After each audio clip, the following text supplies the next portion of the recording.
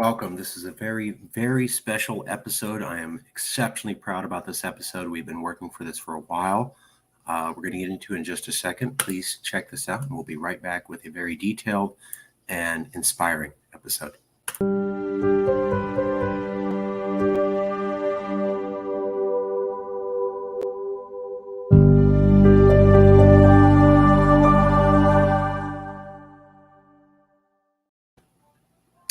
Well, there's a documentary out by Awfully Nice production company in partnership with Time Warner Podcasting about the Calexit movement and myself. Part 3 came out recently. Very pleased. And it was about the indigenous, and it was about the Calexit plan to return land to the indigenous.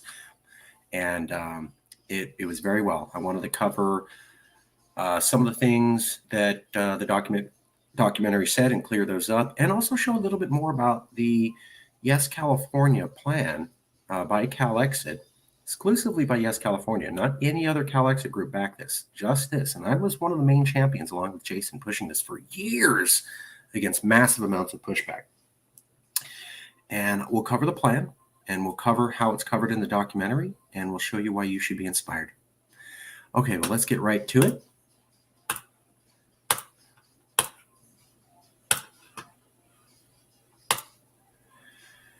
So this is the Calexit documentary that just came out by The Last Resort. New podcast trailer dives deep into Calexit.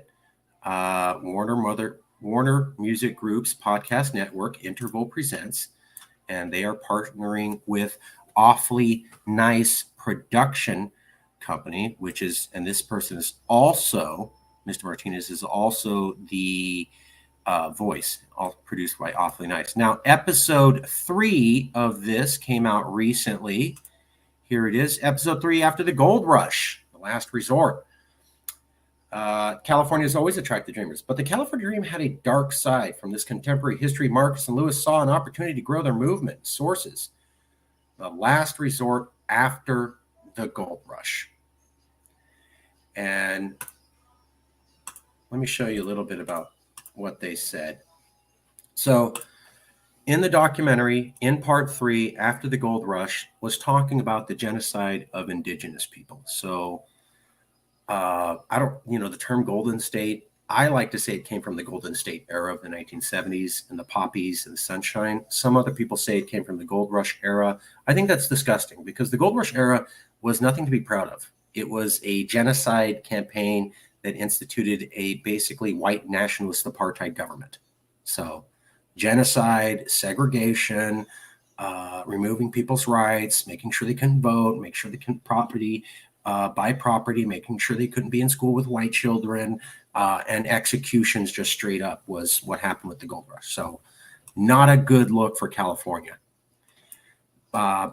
And we've always said that. There was a couple things in the documentary that I wanted to clear up. Not that they said it wrong at all. They didn't. I'm not saying they said it wrong at all. Not saying they said it wrong at all.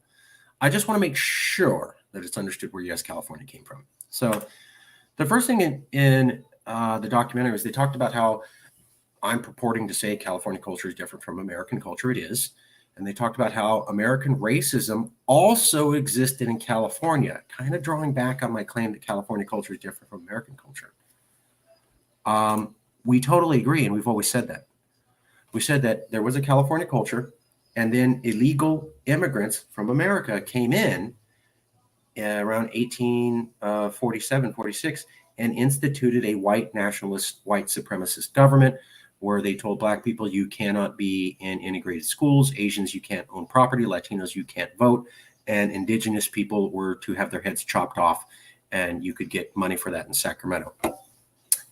That racism that happened in the gold rush and happened in early California is because of the Americans bringing in the American culture, not because of California. California from the 1550 to 1846, 400 years, was a diverse place of indigenous, Latin, Jewish, French, Scottish, African-American, and Latin people all living together in harmony.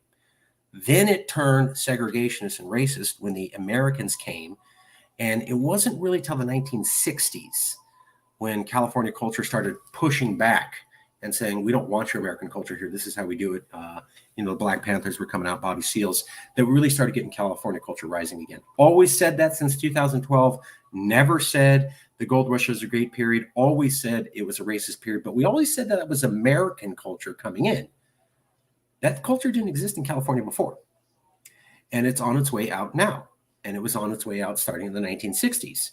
And you can date that people came here illegally and instituted it. It wasn't just people here. The people here didn't set up an apartheid government. Foreign people came in illegally and instituted an apartheid government and set up racism. Those are Americans. That's American culture, and it came from America, and it was not organic California culture. Always said that. Now, some similarities I want to point out was that they talked about how the Vegas brothers, who were indigenous, changed their name to Vegas, were told to act Italian in order to pass at that time. I was told to act Sicilian as a Latin male. So in the 1990s in California, which was our tipping point, I was told, you're Mexican, but why not say you're Sicilian? So when they said, here's these Vega brothers saying, hey, we were told act Italian, I knew exactly what they were talking about. I experienced the same form of racism. Now, one of the other things they talked about was that when the Vega brothers went to Texas, they were rounded up and chased out. That happened to my mom. I've told this story a couple of times. My mom went to Texas. She was sitting with my father, who was Caucasian, and that was not allowed in Texas. White people, Mexican people don't sit together. So that did not go over well. And they literally chased my mom and my father and my tia Maria Elena out. So similarities with the documentary and the racism that the main characters felt. I saw the same thing. So I agree. The documentary also said there was a section on non-Indigenous with good intentions telling Indigenous what to do. So they talked about how there's a history of people who are not Indigenous having good intentions, and it always screws up the Indigenous. And they kind of said that right before they introduced the Yes California plan. And I'm not really Indigenous, like full Indigenous. I'm part, but Choctaws from Oklahoma. It's not a California tribe. And the other guy mentioned was not Indigenous at all. Here's the thing. Kind of inappropriate to suggest that we never said ever that we were telling the Indigenous what to do. What we said was, you never got to have a vote, ever. So why don't you have a vote, which you're legally entitled to? And then you could decide what you want to do with the land. If you want it returned to you, great. If you don't want it returned to you, okay. If you want to do it in partnership with California, fine. We didn't say, I know what's best for the Indigenous, we should just force all the land back on them. We said, these people never had a vote, so why don't you give them a vote and they can choose for themselves? That is the total opposite of a non-Indigenous person saying what's best. We're saying, why don't you pick out what's best for you? Always said that, never said anything different. Now, the documentary didn't claim that we did, but I wanted to point that out. Another thing from the documentary, they were talking about how, yes, California returned half the land. And they go, well, they're not giving up Beverly Hills or Hollywood, so it's kind of a cheap deal. That's insulting to Indigenous. So Indigenous people don't want condos. If they actually care about their culture and who they are and their heritage, they want their land back the way that it was during their ancestors' times. They don't want a condo and lots of money as long as the streams are polluted and the forest is burned down and all the animals are dead. What they want is the way things were during their native times when land was taken away from them and genocide was committed to them. Nobody ever asked them if they wanted to move into the modern era. They were forced to. So a lot of Indigenous don't necessarily want Hollywood or downtown Oakland. One of my favorite stories is Shellmound Street in Oakland. The Indigenous said, hey, this is part of our land. You want to build this development in Emeryville City near Oakland. The Indigenous didn't say, cut us in for a percentage of the condos. They said, you're going to make something that looks like a gigantic mound of seashells. Because when we were here, that's how we decorated the area. And we want you to recreate it. And I think they told them to do it with real seashells. They couldn't. They made it kind of a concrete structure. But the point is the Indigenous could have been brought in on this major development deal. No. We want recognition of our heritage and the way the land was. So when I hear people say, oh, the Yes California plan doesn't return Hollywood and Oakland to them, are you sure they want it the way that it is? I mean, have you actually talked to these people? The other thing is that one person criticized us for saying, oh, you're returning all the undeveloped land to them. And they kind of pointed that out in the documentary. So what? I mean, if you talk to the tribes of the land that was going to be returned to them, they don't say, oh, you know what would be great? I mean, this land's okay and it's pristine the way our ancestors had it, but we should screw it all up and pour concrete over it and high-rise buildings because we'll be richer. Nobody talks that way. So the indigenous that would get the land returned to them like the land the way that it is. They don't view it as crappy land or second best land because it's their homeland. It's the best land in the world for them because their ancestors were on it. So just because we're giving undeveloped land back, they don't see it as a shot against them. They're happy. And you got to realize that indigenous people do not have the same values as Californians. They want to return to their ancestral times or as much as they possibly could. They're not interested in sports cars and condos, at least not as tribal nations. So it's kind of incorrect to say, oh, they're getting second best land when we're returning the land as they had it to them. The other thing is that we talked to Canyon Root Sayers of the Ohlone and Juliana Acosta of the Pomo, and they understood when we talked to them about this, and many other people, I'll show you in a second, indigenous people understood if you're going to return California to all of them, it would be destructive. And here's the thing about the indigenous I met. They're not cold-hearted monsters. They understand there's 40 million people in California. They understand there's a lot of children. They understand there's a lot of poor people. And yeah, they want their land back, and it'd be great if we go back in time. But I didn't hear them say, you know, it'd be great. Screw all the kids. Screw all the poor people. Get the hell out. I don't care about the amount of human misery it costs. They recognize that trying to give all California back would be horrendous to a lot of people. Maybe not natives, and they would suffer. And the natives that I met were warm people who didn't enjoy the concept of human suffering. And I think a lot of this comes down to is people who are liberals but haven't actually talked to the natives versus people who talk to the natives. So let's cover the Yes California plan for the indigenous, and let me show you a little bit about that.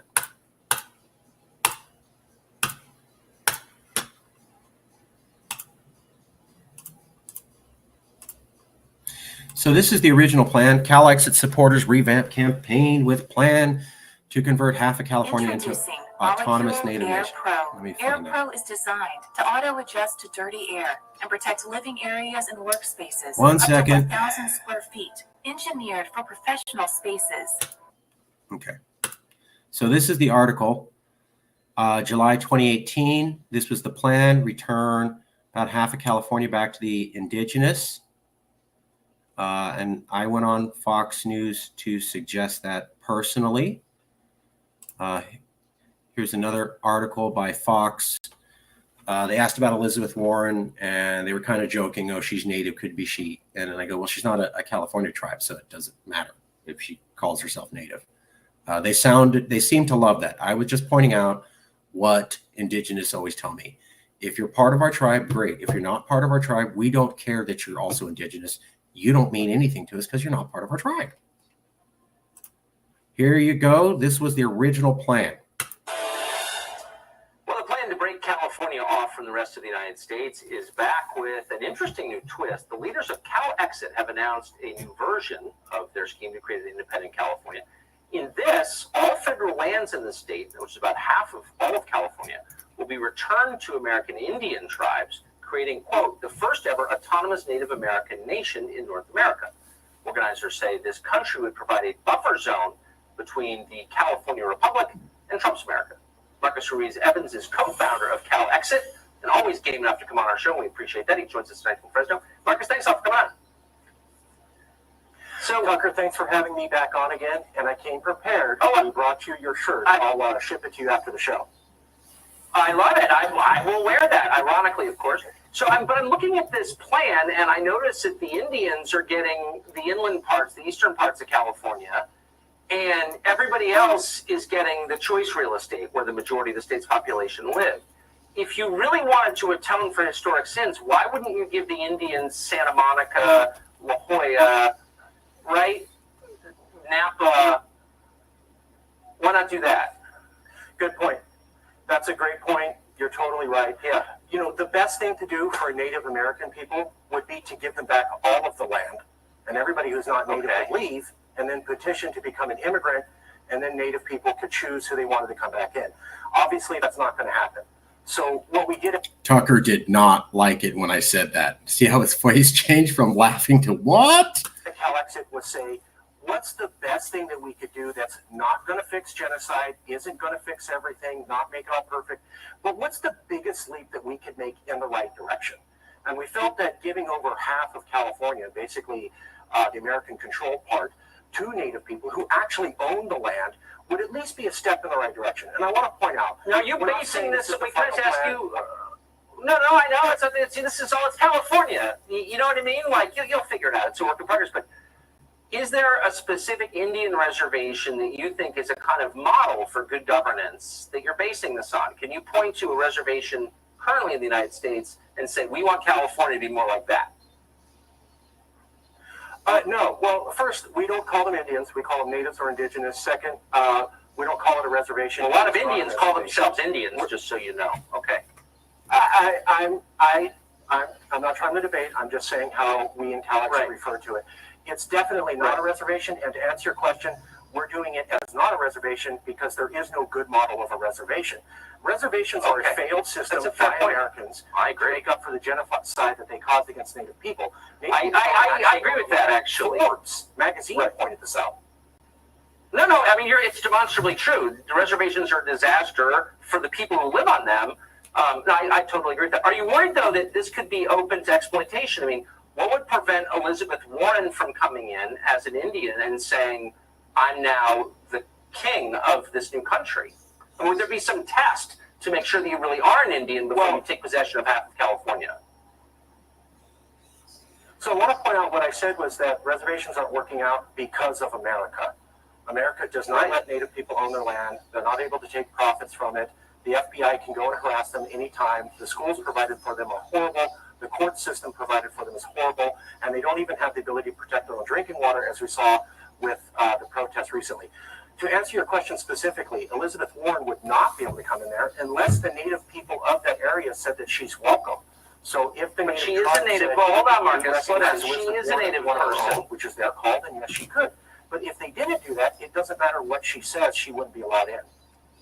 Okay, well, I think now you're winning me over. Now, I just want to know how this works. So the idea is this is atonement for things that happened a long time ago. So if one of my ancestors had something stolen from him 150 years ago, does that mean that the descendants of the person who stole it owe me the money with interest, if I can find them? This is under your that's kind of system of justice. Yeah, it is. So not at an individual level. So if your grandfather did something racist and horrible, you shouldn't be punished for that. However, you did benefit from it, but it's a mistake to go after you as a person. So what we're saying is that the people and the government representing the people should make amendments. So we're not saying we're picking on individuals. We're saying the government of California. Wait, but millions of people live in this area. We're almost out of time, but what's going to happen to the millions of people who live in this Indian country, like who aren't Indian?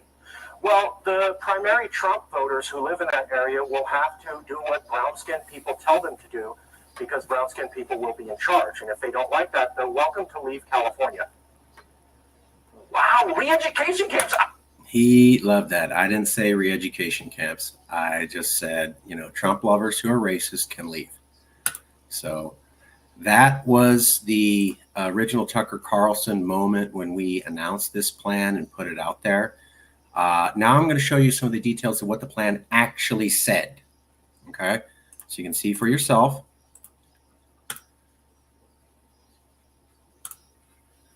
So we don't need that. We don't need that. And we don't need that.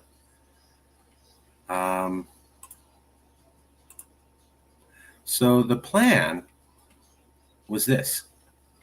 This is a map of all of the indigenous in California by language group and then also by territory. The area in red was the federal lands that could be returned to them. The area not in red is the lands that would stay with California. All the tribes listed are the tribes that would be part of the conversation. So when we started this, we identified every single tribe and by area who would need to be part of this conversation, because specifically we had to reach out to them. We did some advertising for it. And here's Canyon Sayers Roots. So like I was saying, there was 2 indigenous that backed us up. With my recent learning about Calexit and Yes, California, my voice of support and endorsement is saying it needs more California native presence. It needs more inclusion. It needs more visibility. I'm not signing on for what is there now because it still feels like a Band-Aid fix. If indigenous people are brought on to talk about it, to engage in consent on what they want to go forward, then the potential blueprint gets a chance to be engaged on at an integral level. That's from Canyon Root Sayers. And she said that at the Soil Not Oil Conference, September 9th, 2018 in San Francisco, on the panel Protecting Nature in the U.S. Constitution panel discussion from minute 4545 to 4848. Canyon was one of the indigenous people that we worked with. Another indigenous person that we worked with was Julina Acosta. Here's Julina Acosta working with Yes California as we tried to educate the POMO on federal, state, and local regulations. Welcome. This is another for the Tule elk. So the Pomo Country Elk Management Plan, that's how Julina Acosta wanted to call it. That's her, the POMO. And she was working with us too at Yes California. And this was a special presentation we did after making contact with her and the POMO about educating them on all federal regulations and state regulations, so that they could argue with the federal government to get their land returned to them, or at least the Tule elk. We put a lot of research into this, as you can see. All the slides on the left. It was about, 20 pages. Jason was the primary focus on connecting with Julina, but we did about an hour and 4-minute discussion with them where we went over this in detail. Recompense has never been paid to the POMO by the CA government, even though it committed a Nazi-level organized genocide against this nation. So we were not, being careful with our wording. California did wrong. But there's one of the indigenous we worked with, Julina Acosta, and this is the elk management plan we did with them. And then I just showed you a reference from Canyon Root Sayers, the other indigenous person we worked on. Here is some of the news coverage we got when we presented the original plan to present to return native land back to the indigenous. Give me 1 second.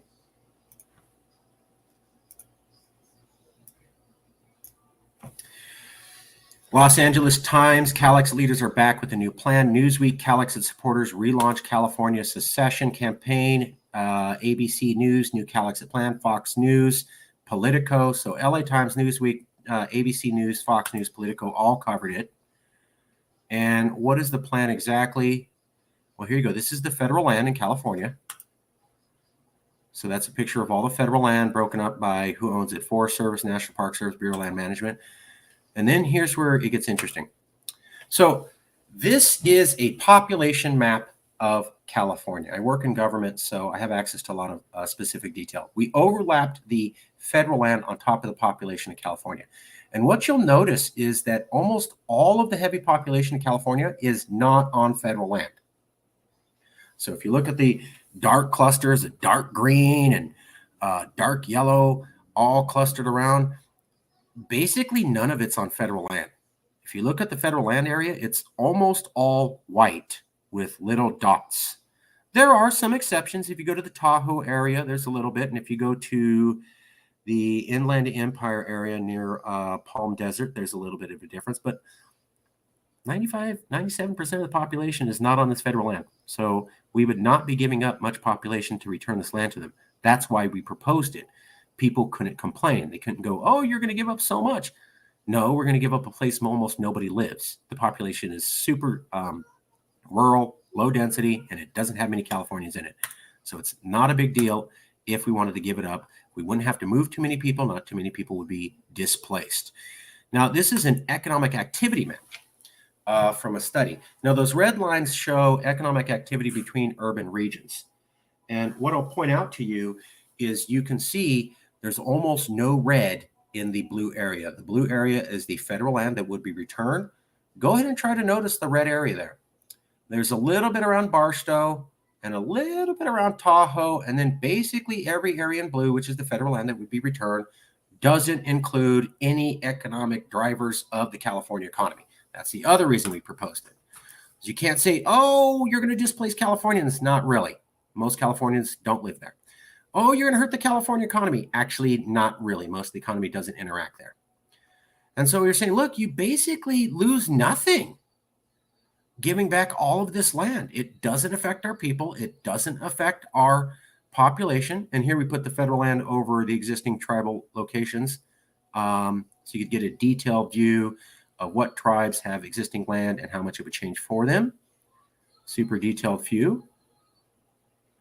We also proposed that the indigenous could go for the Palm Springs style government. So if you look at that, Palm Springs has a deal with the Agua Caliente band of Cahuilla Indians. The band of Cahuilla Indians in Agua Caliente in Palm Springs is the richest group in all of California. And the reason is they own half of the city. See those brown checkers? That's all indigenous owned. See everything else not brown? That's non-indigenous owned. So if you want to do development in Palm Springs, you can't do it without getting permission from the indigenous, which means you got to buy it. So we said you could have a checkerboard joint government as an example of what to do, good governance, as an option. We didn't say you had to take all the land back. We didn't say you had to do this. We said you could have a vote, and here's an example of what to do, or you could keep it all, or you could do it in partnership with California. And we got this idea from Bolivia did some of this. And then we also got it from the United Nations. The United Nations had said, in addition, indigenous peoples interpret and react to the impacts of climate change in creative ways, drawing on traditional knowledge and other technologies to find solutions which may help society at large to cope with impending challenges. The other thing we said was the World Resource Institute, the U.S. Global Change Research Program, Yale's Global Institute of Sustainable Forestry, and the United Nations all said, if you want to handle climate change, have indigenous people help manage your forest. Well, that federal land is almost all forest. So we were saying we could deal better with climate change and have less pollution if the indigenous were running it. It's based upon previous examples from other countries that worked. There's good examples for joint government if you want. And it affects almost no one in the California economy. And it affects almost none of the population of California by percentage.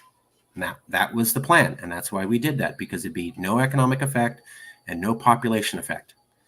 And so you really couldn't complain about, oh, we're giving up half of California and you don't live there and it won't affect your economy or your lifestyle. And it will help return the nature back to its original state and reduce pollution and help with climate change, which are all California big goals. And then here is a PowerPoint put together by our partner, Canyon Root Sayers, on how indigenous can manage the land better. This is by her. And then notes on the slides, also by Canyon Root Sayers. So we also did this. Native people know how to handle climate change better than them. This was the other argument we were putting out there, that, you know, California could do better managing climate change and reducing pollution if we had indigenous running it. We were one of the first groups to point that out and put all these references out there. Now, I also want to point out that this idea goes way back. So here's the book, California's Next Century. There's the map where I talked about indigenous natives need to get their land back, and they lost land. So here it is. Here's where I also talked about how we would return massive tracts of federal land to the indigenous. This is one of the first videos I did around 2011, before the book, I think, was even officially published. And massive tracts of federal land right there. Crappy graphics, but going all the way back, we were talking about returning massive tracts of federal land in the book, all the way back in 2012. So it was baked in from the beginning. The other thing is, I want to point out this.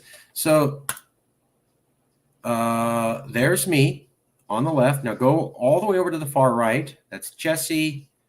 That's another colleague. And then third one in from the right is Marta Frausto. So the only female on this discussion panel is indigenous. That's Marta Frausto. She's an OTOMI and knows all the indigenous people in California. And so in 2013, I organized a panel discussion on Calexit. This was the first discussion.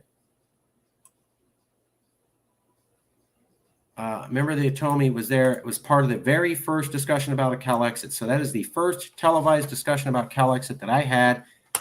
There's an OTOMI member right there, Marta Frausto edit. So Calexit didn't even talk without having indigenous people there. And the book wasn't even published without us talking about indigenous people getting the land back. So this idea is baked into Calexit and goes way, way, way back. So that was the plan and how we were going to do it. Let me show you a little bit. Whoops.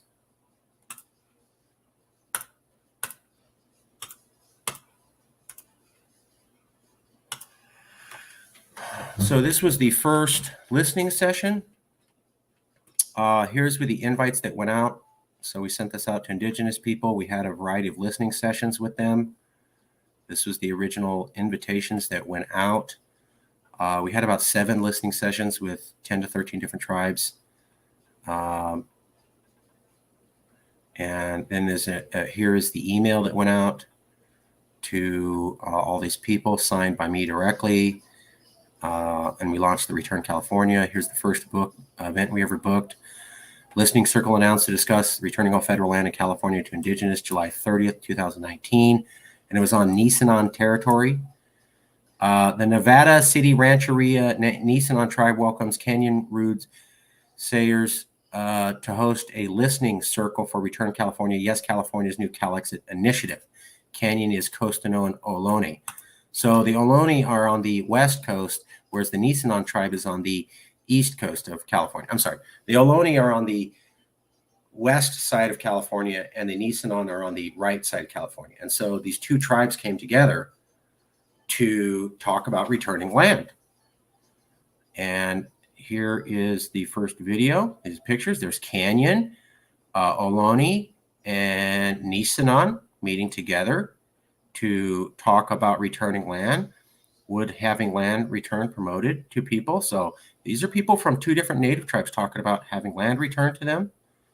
And here's even more indigenous people discussing this, more indigenous people talking about this. How would land, there's a group of indigenous people. So, and then as I pointed out, here's the federal land. There's almost no population that in the area would be giving up. There's a lot of indigenous people already in the federal land area, so it'd work out for them. More of those maps. I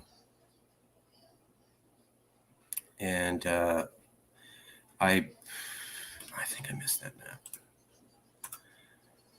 The other thing that we did was we made this map of all the genocides and abuse that's happened to indigenous people. To my knowledge, we're the only group to do this. So we're the only group out there. Yes, California Calexit under me made this map, and it documents all the genocides and broken treaties and zero land ownership and mass killing sites in California. And it's based upon all these references, and it even has the, there you go, there's a stamp of the heads. And that phrase is saying paid. So those are receipts paid for indigenous heads by California. So we did not shy away talking about, there's the original treaties for California for the indigenous violated. There's the original Manifest Destiny map. So we were not shy talking about how this would go. So, and how racist California was. I do want to point out,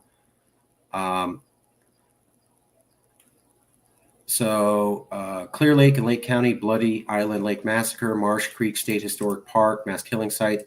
The Mattole are not gone, and the Barbareño are not extinct. So somebody from the Clear Lake Indigenous, somebody from the Marsh Creek, somebody from the Mattole, somebody from the Barbareño contacted me and said, change your map. And I did. And what I found amazing was they said, this is the only map out there.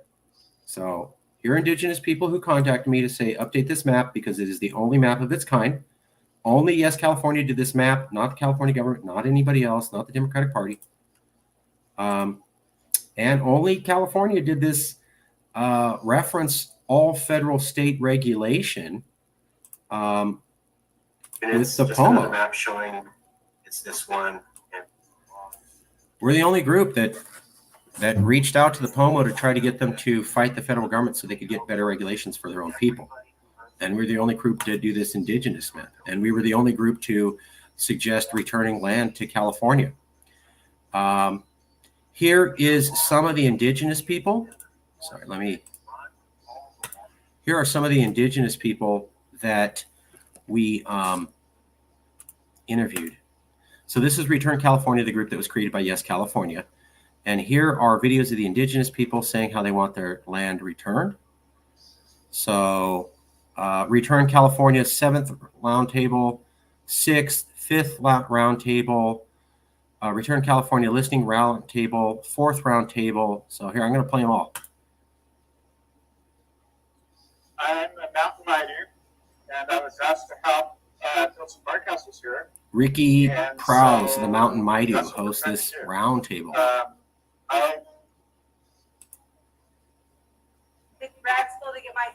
That's another indigenous person, and we're having this roundtable with indigenous people.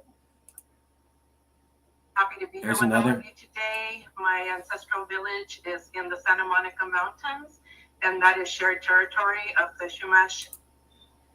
Like that are working together. So these are all indigenous people who showed up to talk about returning land. But That was the 7th roundtable. Let me show you the 6th listening roundtable. and so basically for me, it's pretty awesome time to be at that president collect because Here's another one. That's Les. He's a member of one tribe. And the guy he's talking to is a member of a different tribe. So this is the 6th roundtable. Pan Pakan of the Maidu, name for ceremonial barkhouse. That guy's also indigenous.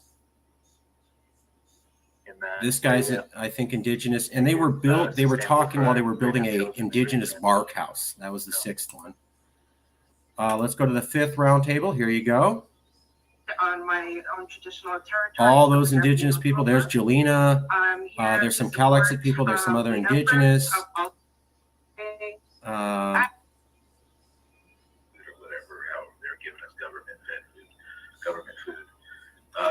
So this is the 5th roundtable, even more indigenous. Juliana Costa of the Ukiah Pomo. Okay, let's go to the 4th roundtable with Steve Walensky. Talking to folks from the Chupta and other Maidu crews that have had their projects. This is a professor, I believe, at UCLA on Indigenous Studies and also Indigenous. And I live on Tonga land. I'm originally from Hawaii Island in Hawaii. I am non-native, but was raised on Kanaka Oiwi land, and it's my pleasure to be a part of this and these listening sessions. Thank you so much, Joy.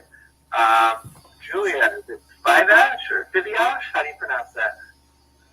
Hi, it's Stevish, as far as I know. Yeah, I'm a UCLA grad student. I'm studying library and information studies. Prowse, just able to join. I was actually the first. Here to learn and listen. So thank you for having me. For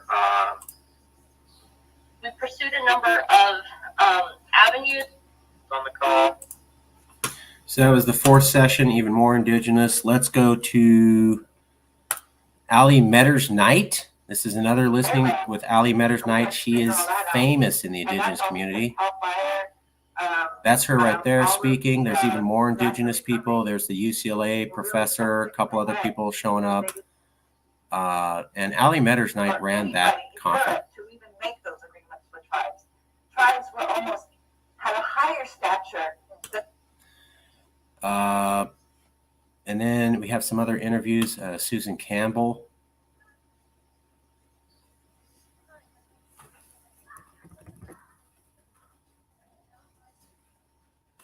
name their tribe and then they say return land. See the tattoos on the face? That's hardcore indigenous. See that hat and stuff? That's hardcore indigenous. They're all saying return land.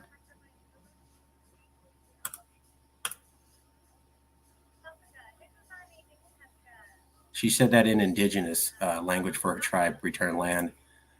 Here's Les. Les Hall's awesome. 1 second.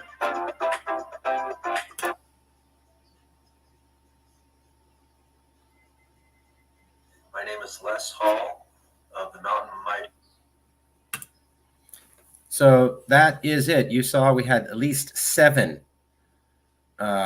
listening sessions where we met many indigenous people and talked about this.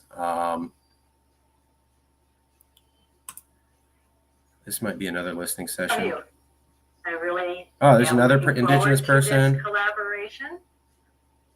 We have.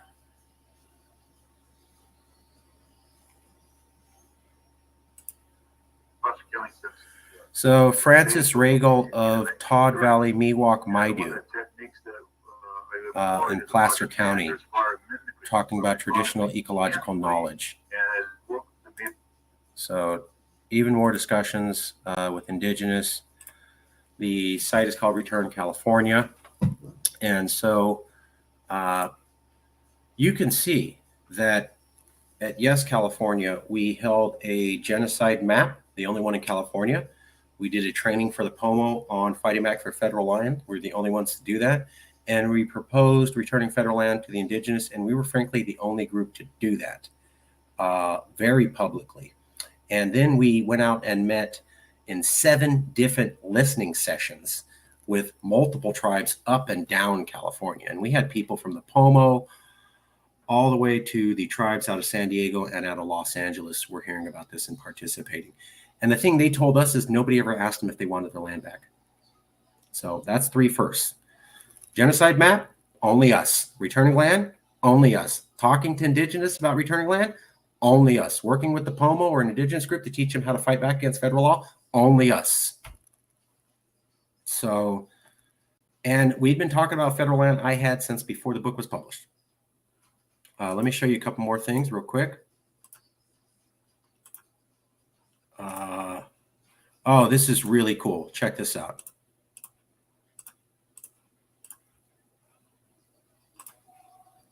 Here today so that we can have a listening session about this new idea that's being proposed. And I'm glad that you could make it. And I want to bring Canyon up. And I'm so glad that you're here, Canyon, and you made the trip. And I'm glad that you traveled safely.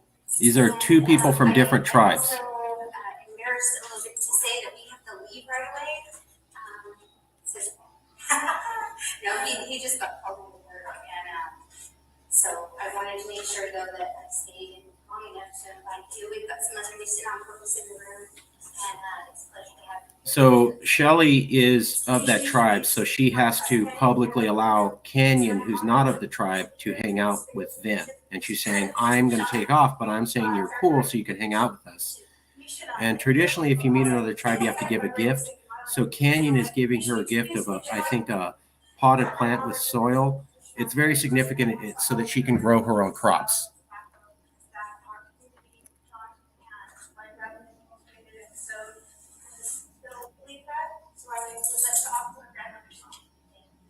And then you offer a song. So Canyon's going to sing for her from her grandmother so she can share her traditional culture with another culture in a song. And this is another gift. A song can be a gift just like a physical thing in indigenous culture. That is Canyon's grandmother's song because I can only sing a traditional Chumash grandmother's song with a mentor. And this song came to me from Canyon's talk. And this song is meant to be shared with our intertribal community, our international community, publicly, and is supposed to be recorded. This is a grandmother song to honor our grandmothers, their grandmothers, and all Mother Earth. Without that, without her, nothing. We share this time and space together for a reason. Sings with humility, gratitude, and presentness that the song and space here today.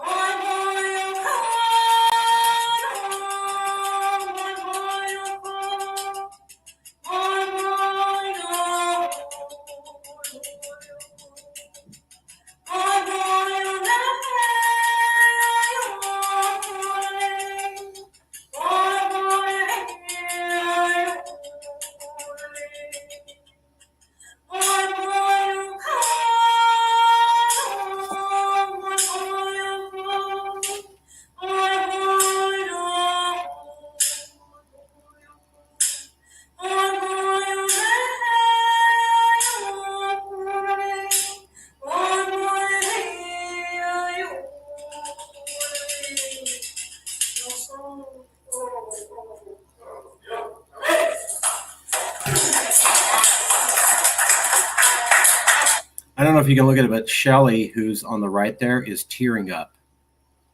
So that was a very beautiful song, and it meant a lot to them. And that's how they do it with Indigenous culture. Give me 1 second. I want to make sure to show you something else.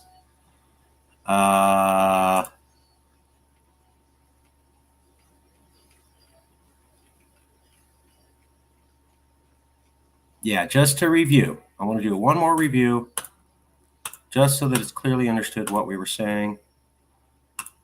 So if you go, how Californians honor Indigenous treaties, aka the plan for Return California. There's some advertisements we did, return stewardship. This is some more advertisements we did. We identified the exact tribes. We did some advertisements to say, hey, we'll help you take this land back from the feds. Some Indigenous people supported us. Here's some of the response we got from newspapers at the time. And here is the actual plan. So this is all the federal land. We identified it by who owns it. And then we did this. This is a population map. So the white area is the federal land. Almost no population. The green and yellows populated areas. So we're always going to lose no population. Secondly, we also found an economic activity map of California. So the area in blue is the federal land. Almost no economic activity. Economic activity stays with us. So from the California Department of Finance, that's a population distribution map. I'm not sure that link will still work. Oh, it does. Well, you can see it came from the California Department of Finance, so it's not, janky. Economic geography of California. Here we go. Economic geography of the United States mega regions, accept all cookies. That's where the data comes from. There's the original source right there. So just pointing out, and then we also pointed out that the Indigenous would be better at managing the land than us Californians, according to the United Nations, the World Resource Institute, the U.S. Global Change Program, and Yale's Institute of Global Studies. So basically what we said was people aren't going to lose land. They aren't going to lose the economy. This is going to be a start. We're not saying Indigenous have to have it. We're saying Indigenous need to have a vote. And so I wanted to show you all the things that we did for the Indigenous and how much outreach we did for the Indigenous as part of this plan. And it's great to see that it is now being held up in this documentary. Let me bring that up again.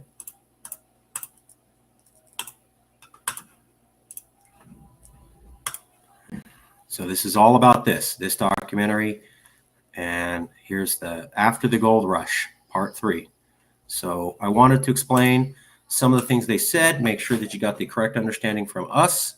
And I wanted to explain the plan itself. And I wanted you to see how we outrolled it and all the other things we've been doing for the Indigenous. Did we make mistakes? Yes. Are we Indigenous? No. Could we have done it better? Yes. Should we have been more culturally sensitive? Yes. But did we do things that nobody has even bothered trying? And did we get further than anyone in California ever? Yeah. Nobody's worked out to tell the Indigenous how to fight back against federal regulations. Nobody's made a genocide map of the Indigenous. Nobody's proposed returning this much land to them publicly. And nobody's met with them to say people should start talking to you about having your land returned. We at Yes California did all those things. Democrats didn't do it. Green Party, Libertarian Party, all these other social progressive groups, none of them did it. We were the only ones that could for whatever reason. And as I showed you, this idea goes back to 2011. It's baked into Calexit from the very, very beginning. And we don't stop. I wanted to end on this.